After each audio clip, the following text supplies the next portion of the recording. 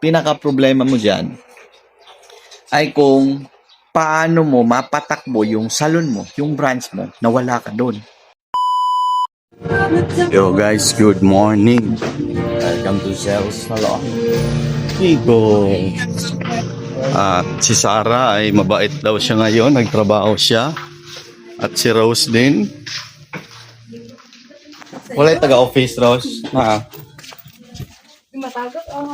Grabe na daw si Catron. Ano yung mga badlungon sa una? Sa una na daw. Ay, asan kuan? Ay, general cleaning mo?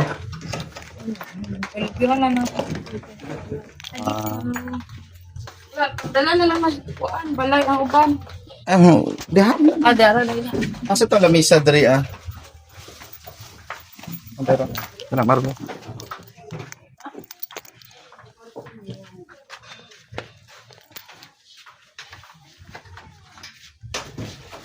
No.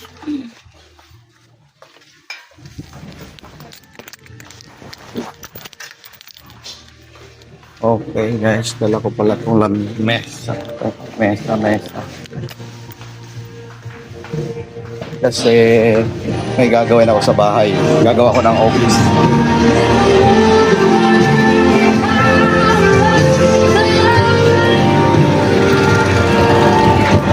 So yan yung itsura ng bahay namin, no?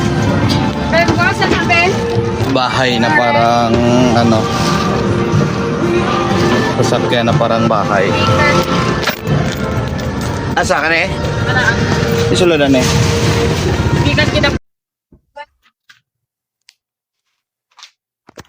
May bago na naman tayong request guys na expenses. 1 to 7 Rane. Ang sildo wala pa ka nagkuan. Sige. Ay, butara dere So, hapit na hindi, malapit na pala ang sahuran. Hindi, malapit na pala ang expenses request. Weekly kasi kami nagre-request ng mga expenses, guys. Pala umayos. Monggo ta. Ito na ko. Ikaw mo lang, Edmar. Monggo may kulang. Pauwi ako ng bahay ngayon at si-set up ako na parang office doon kasi madami akong tatrabahuin sa bahay. Pauwi na rin ako guys. Kulang mag-isa. Baho na naman.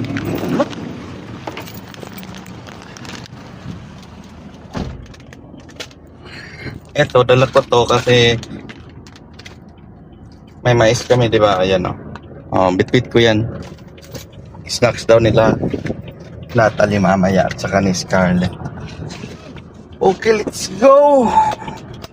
Trabaho na naman! Yo, what's up mga boss, no? So, good morning. So ngayon, dito na tayo ngayon sa ating bagong sinet up na office sa bahay. Sa bahay lang, set up. Konting set up lang. Kasi doon kasi sa salon, pag doon ako magtatrabaho, medyo maingay, no? Dito maingay din naman. Kasi dito yung anak ko. Pero eto ngayon, yung ginagawa ko, mag-check tayo ng report. Yan, yung natin. Mga trabaho natin, nandyan sa likuran. Mag-check ako ng report ngayon.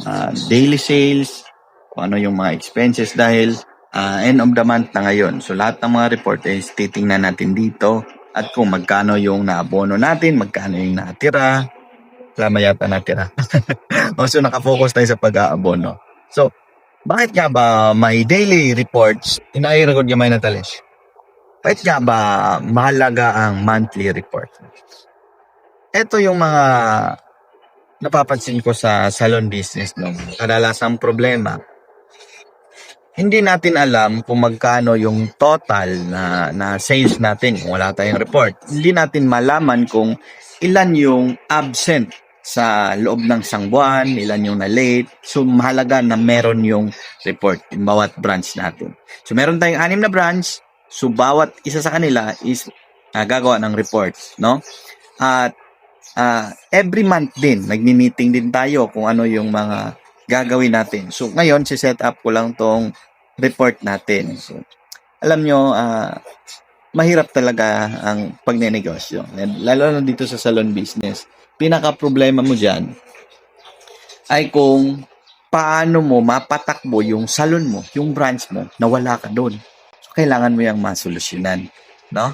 At yung mga staff, masakit sa ulo, ang hirap i-handle, no? Ang daming problema.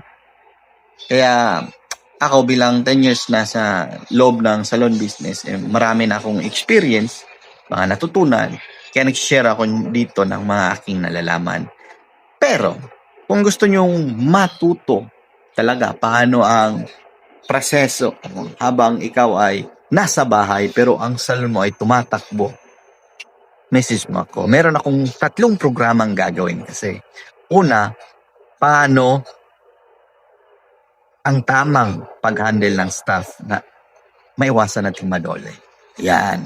Bakit? Marunong ako dyan. Siyempre, may HR ako. So, kung gusto nyo ng ganyang programa, message nyo ako. Pangalawa, gumawa ako ng sistema para makita natin yung daily sales natin, yung benta natin sa araw-araw para hindi tayo manakawan. Yan yung pinakamagandang gawin. At pangatlo, yung mga teknik ko, paano ko nakapalaki ng aking salon business, no? Magkaroon na kami ng 6 na branch ngayon at magbubukas pa kami ng franchise. Gusto nyong matutunan yan, message nyo ako dahil magtuturo nga ako. Pero may bayad kasi hindi naman to madali yung ituturo natin. No? Hindi to madali. Ito yung mga tekniko, ang secret. So yan, trabaho muna. At yan natin. Dahil naniniwala ako na responsibilidad mo bilang owner na mapalaki ang iyong salon business, makapigbigay ka ng trabaho, at syempre maprotektahan mo rin ang iyong negosyo. So bye-bye. Trabaho pa tayo. Yan na. Galingan natin.